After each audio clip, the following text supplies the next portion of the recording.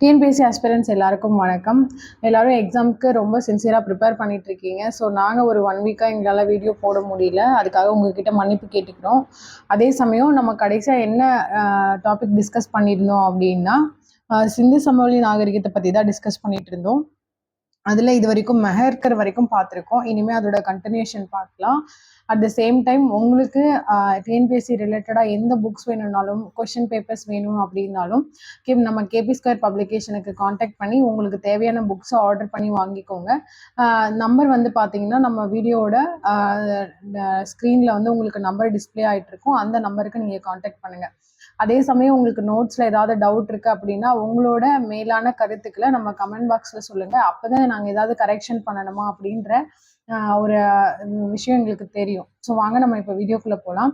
இப்போ நம்ம என்ன பார்க்க போகிறோம் அப்படின்னா, ஹரப்பா நாகரிகத்தோட தனித்தன்மை. நம்ம இதுக்கு முன்னாடியே வந்து ஹரப்பா நகரம் எப்படி இருக்கும், அதோட ப்ரீ இன்ட்ரொடக்ஷன் என்ன, அது எந்த காலத்தை சேர்ந்தது அப்படின்றத பற்றிலாம் பார்த்துருக்கோம். ஸோ இதில் வந்து பார்த்தீங்கன்னா 2 பகுதி இருக்குது. ஒன்று வந்து மேல் அமைப்பு, இன்னொன்று வந்து கீழ் நகர அமைப்பு. இந்த நகரத்தோட மேற்பகுதி வந்து பார்த்தீங்கன்னா சற்று உயரமானது. அது கோட்டை போன்ற அமைப்புடையதான் இருக்கு. ஸோ நகர நிர்வாகிகள் வந்து இந்த இடத்த வந்து பயன்படுத்துறாங்க.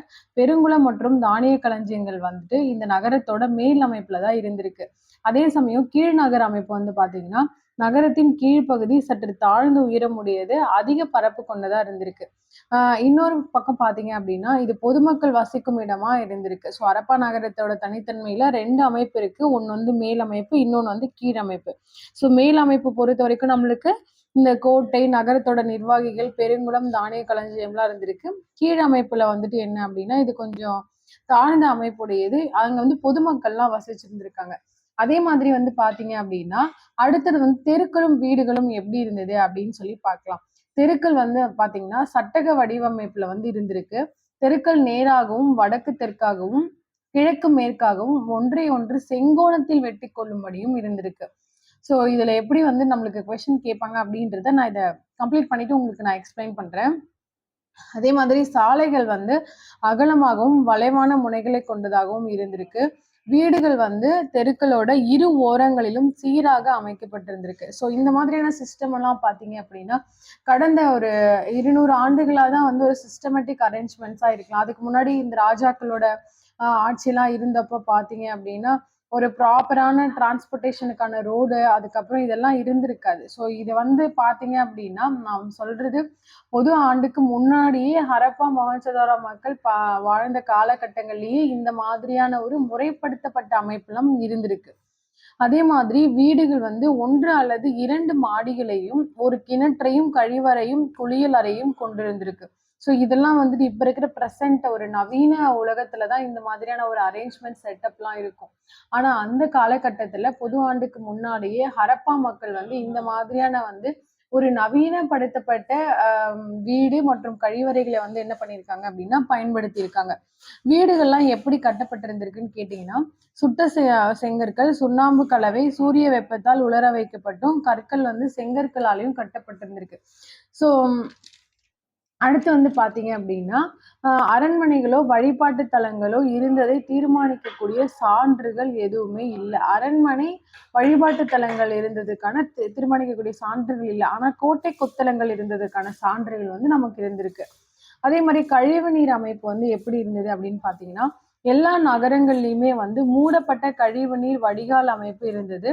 அந்த வடிகால்கள் வந்து பாத்தீங்க அப்படின்னா செங்கற்களை கொண்டும் கல் தட்டைகளை கொண்டும் மூடப்பட்டிருந்திருக்கு. ஸோ அதுக்கப்புறம் வீட்டில் இருந்த கழிவுநீர் வந்து பல தெருக்களின் கீழ் அமைக்கப்பட்டிருந்த குழாய்கள் மூலமாக முக்கிய வடிகால்களை சென்று அடையுமாறு அமைக்கப்பட்டு நம்ம செப்டிக் டேங்க் எல்லாம் வந்து யூஸ் பண்றோம் இல்லையா. ஆனா அந்த காலத்துல பொதுவாக்கப்பட்ட ஒரு முறையை தான் வந்து கடைபிடித்திருக்காங்க. அதையும் வந்து முறைப்படுத்தப்பட்டு நவீன வசதிகளோட தான் அதையும் வந்து பண்ணியிருக்காங்க. ஸோ அதே மாதிரி ஒவ்வொரு வீட்டிலையும் வந்து பாத்தீங்க அப்படின்னா திடக்கழிவுகளை தேக்குவதற்கான குழிகள் இருந்திருக்கு. அந்த திடக்கழிவுகளை மட்டும் வந்து தேக்கி கழிவு நீரை வெளியேற்றின அதெல்லாம் வந்து அந்த மாதிரியான முறைப்படுத்தப்பட்டும் இருந்திருக்கு. ஸோ இப்போ என்ன அப்படின்னு கேட்டிங்கன்னா இது வரைக்கும் இருக்கக்கூடியதுல நம்ம ஒன் வேர்ட்ஸ் பத்தி பார்த்துடலாம். ஸோ இந்த ஒன் வேர்ட்ஸ் மட்டும் பார்த்தீங்க அப்படின்னா ஹரப்பா நாகரிகத்தோட தனித்தன்மையை பொறுத்த வரைக்கும் ஹரப்பா நாகரிகத்தின் முறை வந்து எத்தனை அமைப்புகளை கொண்டிருந்ததுன்னு சொல்லி கேட்கலாம். ஒன்று வந்து மேல் அமைப்பு, இன்னொன்று கீழ் அமைப்பு, அதனால 2. ஸோ இப்படி கொடுப்பாங்க. ஹரப்பாவை பற்றிய சரியான கூற்றுகளை தேர்ந்தெடுங்க அப்படின்னு சொல்லிட்டு ஹரப்பா நாகரிகத்தன்மை மேல் மற்றும் கீழ் நகர அமைப்பை கொண்டிருந்தது. நகரத்தின் மேற்பகுதி சற்று உயரமானது, அது கோட்டை. அந்த இடத்துல வந்துட்டு நகரத்தோட நிர்வாகிகள் பயன்படுத்தினாங்க அப்படின்னு கேட்பாங்க. அப்ப என்ன ஹரப்பா பத்தி சொல்லியிருந்த அந்த 3 கூற்றுமே வந்து சரியான கூற்று தான். அதுக்கப்புறம் இன்னொன்னு கேட்கலாம். என்ன அப்படின்னா பெருங்குளம் தானிய களஞ்சியங்கள் இருந்தன அப்படின்னு சொல்லி கேட்கலாம். ஸோ பெருங்குளமும் தானிய களஞ்சியம் இருந்தது. ஸோ அப்ப சரியான கூற்றுல நீங்க அதையே சூஸ் பண்ணலாம். அப்போ ஹரப்பா நகரத்தோட மேல் பகுதியில பொதுமக்கள் வசித்திருந்தாங்க அப்படின்னு கேட்டா அது தவறு. ஸோ ஏன்னா ஹரப்பா நகரத்தோட மேல் பகுதியில இது மட்டும் தான் இருந்தது. கீழ்ப்பகுதியில தான் வந்து பொதுமக்கள் வசித்திருந்தாங்க. அதனால படிக்கும் போது நீங்க கிளியரா டீப் அண்டர்ஸ்டாண்டோட படிக்கணும். சாதாரணமா இது வந்து சும்மா இது இண்டஸ் வேலி சிவிலைசேஷன் வந்து என்ன பெருசா 2 கொஸ்டின் தானே கேட்பான், நம்ம எப்படியாவது அதை அடிச்சுக்கலாம் கெஸ்ஸிங்ல, அந்த மாதிரி இருக்காதீங்க. அதுக்கடுத்து பாத்தீங்க அப்படின்னா இதெல்லாம் வந்து காரணமும் கூற்றுல தான் கேட்பாங்க. தெருக்கள் வந்து சட்டக வடிவமைப்பில் இருந்தன அப்படின்னு சொல்லி நமக்கு தெரியும். ஆனா தெருக்கள் வந்து செவ்வக வடிவமைப்பில் இருந்ததுன்னு அப்படின்னு கொடுத்துருவாங்க. ஸோ ஒரு சின்ன வார்த்தை கூட என்ன ஆயிடும் அப்படின்னா ஒரு ஒன்வேர்டா மாறிடும். தெருக்கள் வந்து இது வந்து ஒரு எக்ஸாம்பிள் கேட்டிருந்தான். தெருக்கள் வந்து நேராகவும் வடக்கு தெற்காகவும் கிழக்கு மேற்காகவும் ஒன்றை ஒன்று செங்கோணத்தில் வெட்டி கொள்ளும்படி இருந்தன. ஆனா அவன் கேட்டது என்னன்னா குறுங்கோண வடிவம் வெட்டி கொள்ளும்படி இருந்தன அப்படின்னு சொல்லியிருந்தான். ஸோ அதனால இது நம்ம படிக்கும்போது அது என்னன்றதை கிளியரா படிச்சுக்கணும். இதுல வந்து சாலைகள் அகலமாகவும் வளைவான முனைகளை கொண்டதாகவும் இதெல்லாம் காரணங்களும் கூற்றுல கேட்பாங்க. அதனால படிக்கும்போது கிளியரா படிச்சுக்கோங்க. நெக்ஸ்ட் என்ன அப்படின்னு பாத்தீங்கன்னா இந்த கழிவுநீர் அமைப்பு இதெல்லாமும் வந்து நம்மளுக்கு காரணமும் கூற்றுல தான் கேட்பாங்க. அதுக்கடுத்து நம்ம பார்க்க போறது என்ன அப்படின்னு கேட்டீங்கன்னா பெருங்குளம், இந்த கிரேட் பாத்ன்னு சொல்லுவாங்க. இதுக்கு இன்னொரு பேர் வந்து மொஹஞ்சதாரா. ஸோ இந்த பெருங்குளமானது வந்து பாத்தீங்கன்னா நன்கு அகன்று செவ்வக வடிவத்தில் இதுதான் ரொம்ப முக்கியம். செவ்வக வடிவத்தில் அமைந்திருந்த நீர்த்தேக்கம். இது நகரின் நடுவில் அமைக்கப்பட்டிருந்தது. நீர் கசியாத மிக பழமையான கட்டிடத்திற்கான சான்று அப்படின்னு சொல்றாங்க.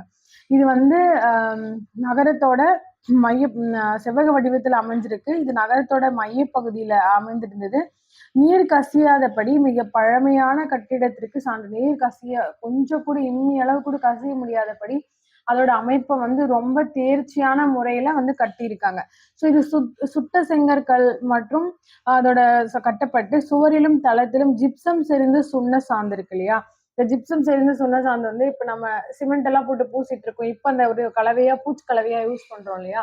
இந்த மாதிரி இந்த ஹரப்பா மக்கள் வந்துட்டு ஜிப்சம் செறிந்து சுண்ண சார்ந்துதான் வந்து என்ன பண்ணிருக்காங்க, நீர் வந்து வெளியே போகாத முடியும், வெளியில இருந்து வரக்கூடிய நீர் தேவையில்லாம சுவர் வழியா உள்ள கசியறதையும் தடுக்கிறதுக்காக யூஸ் பண்ணிருக்காங்க. ஸோ இந்த ஜிப்சம் செறிந்த சுண்ண சாந்து அப்படின்றது ரொம்ப முக்கியம். இது கண்டிப்பா ஒன்வேர்ட்ல கேட்பாங்க. அதே மாதிரி வடபுறத்திலும் தென்புறத்திலும் குளத்திற்கு செல்ல படிக்கட்டுகள் இருந்தது. இதை வந்து 2019 எக்ஸாம்ல கேட்டிருந்தான். என்னன்னா கிழக்கு மற்றும் மேற்கு புறத்தில் குளத்திற்கு செல்ல படிக்கட்டுகள் இருந்தன அப்படின்னு சொல்லிட்டு இந்த மொஹஞ்சதாரோ பற்றிய சரியான கூற்றுல வந்து கொடுத்திருந்தான். அதனால வந்து நீங்க அதை படிச்சுக்கோங்க. நடைபாதையின் அருகே பல அறைகளும் உண்டு. சில கட்டுமான அமைப்புகள் தானிய கிடங்குகளாக அடையாளம் காணப்படுகின்றன. பெருங்குளம் சடங்குகளுடன் தொடர்புடைய நீராடல் நிகழ்வுகளுக்கு பயன்படுத்தப்பட்டிருக்கலாம். ஸோ இப்ப நம்மளே வந்து பார்த்தோன்னா நம்மளோட ஊர் எல்லையில குளங்கள், ஏரிகள்லாம் இருக்கும். இதெல்லாம் வந்துட்டு சமய சடங்குகளுக்காக, அதாவது ஒரு திருவிழாவா கூட இருக்கலாம், இல்ல இறுதிச் சடங்கு போன்ற நிகழ்வுகளுக்காக அந்த நீர் தேங்கி இருந்த இடங்கள் வந்து பயன்படுத்தப்பட்டிருக்கலாம். ஸோ இதையேதான் வந்து அதுலயும் சொல்லியிருக்காங்க. அருகில் இருந்து கிணற்றில் இருந்து நீர் இறைக்கப்பட்டு குளத்தில் விடப்பட்டு குளத்தில் இருந்து நீர் வெளியேற்றும் வகை செய்யப்பட்டிருந்தது. இப்ப நம்ம ஊருக்கு நடுவுல குளம் இருக்கும். ஆனா வந்து திடீர்னு அந்த தண்ணி வத்தி போயிடும். அதுக்கப்புறம் பார்த்தா மழை டைம்ல அந்த தண்ணிக்கு 4 மூலையில இருந்து தண்ணி வந்துட்டு இருக்கும். ஸோ அதோட அமைப்பு என்னன்றது என்ன அப்படின்னு பாத்தீங்கன்னா அங்க பக்கத்துல இருந்த ஏதாவது ஒரு ஏரி இல்ல அணை அங்க இருந்து என்ன பண்ணிருப்பாங்க அப்படின்னா இந்த தண்ணி வந்து குளத்திற்குள்ள வந்து தேங்குற மாதிரி வகை செய்யப்பட்டிருந்திருப்பாங்க. அதுக்கப்புறம் தெருக்கள்ல இருக்கக்கூடிய தண்ணீர் கூட வீணாகாம அந்த குளத்துக்கோ ஏரிக்கோ வரக்கூடிய வழிவகை செய்யப்பட்டிருப்பாங்க. இதே மாதிரியான ஒரு தேர்ந்த அமைப்பு வந்து மொஹஞ்சதாரோ மக்களும் அந்த பெருங்குளத்துல வந்து பயன்படுத்தி இருக்காங்க அப்படின்றதுதான் சொல்றாங்க. அதுக்கப்புறம் செங்கற்களால் கட்டப்பட்ட தானிய களஞ்சியம் ஹரியானா மாநிலத்தில் உள்ள ராகி கற்கையில் கண்டுபிடிக்கப்பட்டது. ஸோ இது கேட்டிருந்தான். முதிர்ச்சி அடைந்த ஹரப்பா காலத்தை சேர்ந்தது. இந்த ராகி கற்கையில் கண்டுபிடிக்கப்பட்ட இந்த களஞ்சியம் வந்து பாத்தீங்க அப்படின்னா முதிர்ச்சி அடைந்த ஹரப்பா காலகட்டத்தை சேர்ந்தது. அதே மாதிரி ஒன் வேர்ட்ல வந்து ஞாபகம் வச்சுக்கோங்க. செங்கற்களால் கட்டப்பட்ட தானிய களஞ்சியம் எந்த மாநிலத்தில் கிடைத்தது அப்படின்னு கேட்டா ஹரியானா மாநிலம். அது ஹரியானா மாநிலத்தில் உள்ள எந்த இடத்தில் கண்டுபிடிக்கப்பட்டதுன்னு கேட்டா ராகி கர்கி. ஸோ இது வந்து எந்த காலத்தை சேர்ந்தது அப்படின்னு கேட்டா முதிர்ச்சி அடைந்த ஹரப்பா காலத்தை வந்து சேர்ந்தது. இப்போ எத்தனை நிமிஷம் இருக்கு பாரு. ஏன்னா அடுத்து ஃப்ரெஷ் போயிடலாம். இதுக்கு ஒரு நிமிஷத்துக்கு முன்னாடி நீ செக் பண்ணணும்னா நான் கை காட்டுறேன். அடுத்து இல்ல இது தேர்ட் பார்ட்டி இப்போ எடுத்தது. ஏற்கனவே 2 அப்லோட் ஆயிடுச்சு. இது தேர்ட், இப்போ நெக்ஸ்ட் ஃபோர்த். அப்படியா? இப்போ வந்து நம்ம சிந்து நாகரிகத்தோட தேர்ட் பார்ட்டை வந்துட்டு நம்ம டிஸ்கஸ் பண்ணியிருக்கோம். இதோட ஃபோர்த் பார்ட் அண்ட் வீடியோ நம்ம நெக்ஸ்ட் அப்லோட் பண்ண போகிறோம். அதே மாதிரி பார்த்தீங்க அப்படின்னா நீங்கள் எல்லாருமே நம்ம சேனலோட வீடியோஸ் பார்க்குறீங்க, ஆனால் கண்டினியூஸாக பார்க்க மாட்டீங்க, ஸ்கிப் பண்ணி பார்க்குறீங்க. தயவுசெய்து அப்படி ஸ்கிப் பண்ணி பார்க்காதீங்க, கண்டினியூஸாக பாருங்கள். அட் த சேம் டைம் வந்து என்ன அப்படின்னு கேட்டால் உங்களுக்கு ஏதாவது புரியல அப்படின்னா உங்களோட கமெண்ட்ஸை வந்து கமெண்ட் பாக்ஸில் சொல்லுங்கள். அதை நாங்கள் வந்து கரெக்டாக உங்களுக்கு கிளாரிஃபை பண்ணுறோம்.